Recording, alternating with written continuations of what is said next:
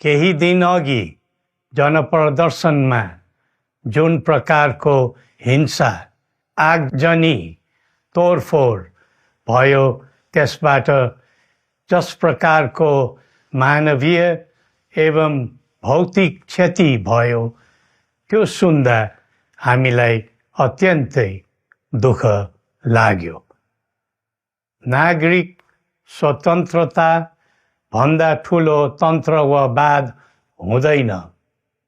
वास्तविक प्रजातन्त्र त्यहाँ हुन्छ जहाँ राम्रो नराम्रो जनगुनासो वा गुणगान सुन्ने परम्परा र संस्कार हुन्छ। नेपाली जनतामा देश र भविष्यलाई लिएर जुन खालको जागरुकता पैदा भएको छ त्यसलाई हामीले सकारात्मक रूपमा लिएका छौँ।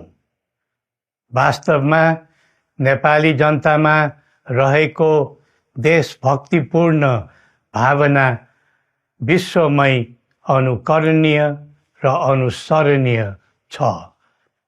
देशलाई विद्यमान जटिलताबाट मुक्त गराई शान्त, स्थिर र समृद्ध मुलुक बनाउने जागरुकता जुन पैदा भएको छ, नयाँ वर्ष 2082 मा नेपाली जनताको चाहना अनुसारको परिणाम हासिल हुने विश्वास थपिएको छ।